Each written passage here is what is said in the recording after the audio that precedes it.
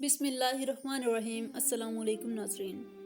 ہمارے اوپر اللہ تعالیٰ کی خاص عنایت ہے کہ بعض مبارک اوقات کی محبت اللہ تعالیٰ نے اپنے بندوں کے دلوں میں ڈال دی ہے، باوجود اس کے کہ حق تعالیٰ کی عنایت ہر وقت انسان کے شامل حال رہتی ہے، لیکن آپ دیکھتے ہیں کہ جمعے کا اجتماع عام نمازوں سے زیادہ ہوتا ہے۔ رمضان المبارک میں بھی مسلمانوں کی توجہ زیادہ ہوتی ہے بنسبت اور مہینوں کے، اور اسی طرح جو خاص اہمیت کی راتیں ہیں یعنی شب برات، ان میں بھی ہماری رغبت زیادہ ہوتی ہے بنسبت عام راتوں کے۔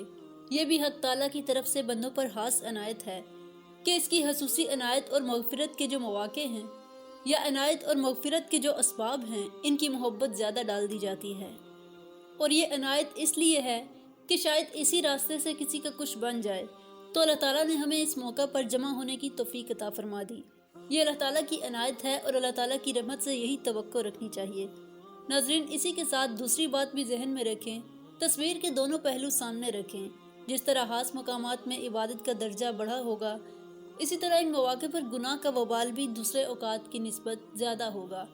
اس کے ساتھ ایک بات اور ہے کہ آدمی نیکی چاہے تھوڑی کرے لیکن برائی سے بچنے کی بھرپور کوشش کرے، کیونکہ نیکی منافع کی چیز ہے، جتنا کما لو گے اتنا تمہارا زر مبادلہ بڑھ جائے گا، لیکن اگر برائیاں کرو گے تو یہ بہت سنگین بات ہے۔ نیکی تو چاہے تھوڑی کرو لیکن برائی سے بچنے کی زیادہ کوشش کرو۔ یہ اتنی بڑی تمہید اس لیے رکھی کہ شب برات بڑی فضیلت والی رات ہے۔ اس رات میں لوگ ایسے ایسے کام کرتے ہیں جو کہ شریعت میں ثابت نہیں، اور جو کام شریعت میں نہیں ہیں اسے بدعت کہتے ہیں، اور جانتے ہو کہ بدعت کا گناہ کتنا ہے؟ فرمان مصطفیٰ صلی اللہ علیہ وآلہ وسلم ہے، جس نے ہمارے اس دین میں ایسا طریقہ ایجاد کیا جس کا تعلق دین سے نہیں تو وہ مردود ہے۔ نبی کریم صلی اللہ علیہ وآلہ وسلم نے فرمایا، ہر بدعت گمراہی ہے اور ہر گمراہی آگ ہے۔ ناظرین، شب برات میں عبادت کرنے کی بہت فضیلت بیان کی گئی ہے اور اس میں مانگی ہوئی دعائیں قبول کی جاتی ہیں، لیکن اس رات چند کام ایسے بھی ہیں جو ہمارے معاشرے میں رائج ہیں لیکن شریعت میں ان کا کوئی ثبوت نہیں۔ ایک تو اس میں یہ ہے کہ عبادت کا کوئی خاص طریقہ مقرر نہیں کہ فلاں طریقے سے عبادت کی جائے، جس سے بعض لوگوں نے اپنی طرف سے ایک طریقہ گڑھ کر یہ کہہ دیا کہ شب برات میں اس خاص طریقے سے نماز پڑھی جاتی ہے، مثلا پہلی رکعت میں فلاں صورت اتنی مرتبہ پڑھی جائے وغیرہ۔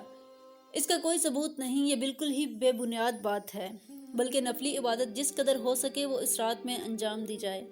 نفل نماز پڑھیں، قرآن کریم کی تلاوت کریں، ذکر کریں، تسبیح پڑھیں اور دعائیں کریں، یہ ساری عبادتیں اس رات میں کی جا سکتی ہیں، لیکن کوئی خاص طریقہ ثابت نہیں۔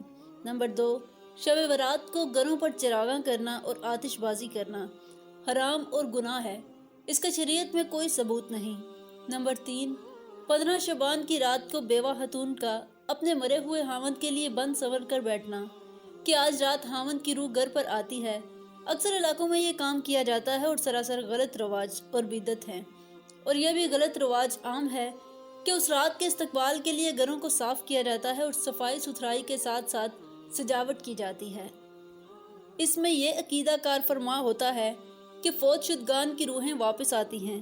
اس سلسلے میں پہلی بات تو یہ ہے کہ صفائی ستھرائی اپنے بدن کی ہو، لباس کی ہو یا گھر کی، یہ سب چیزیں اسلام میں مرغوب و محبوب ہیں، بلکہ اسلامی تعلیمات میں تو اسے جزو ایمان قرار دیا گیا ہے اور مختلف طریقوں سے اس کی ترغیب دلائی گئی ہے۔ 15 شعبان کی شام کو گھروں کی صفائی ستھرائی اور سجاوٹ کی طے میں کار فرما نظریہ یہ ہے کہ اس رات فوت شدگان کی روحیں واپس آتی ہیں۔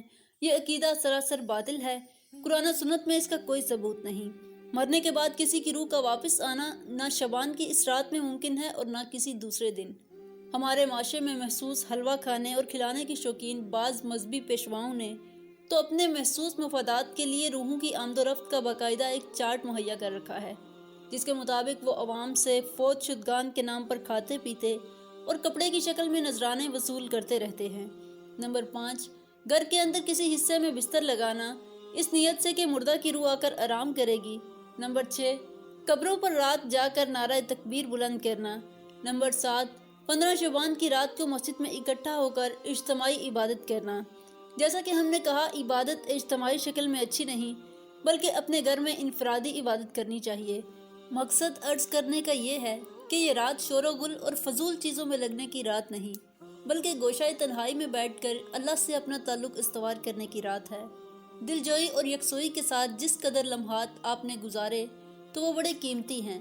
اس کے ہاں گھنٹوں کا شمار نہیں کیا جاتا کہ یہ بندہ میری یاد میں کتنا بیدار رہا اور کتنے گھنٹے اس نے میری عبادت کی، بلکہ وہاں کامیابی اور مقبولیت کی بنیاد بندے کا خلوص ہے کہ وہ کس سالے جذبے سے اللہ رب العزت سے دل لگائے ہوئے ہے۔ اللہ تعالیٰ ہمیں عمل کرنے کی توفیق عطا فرمائے، آمین۔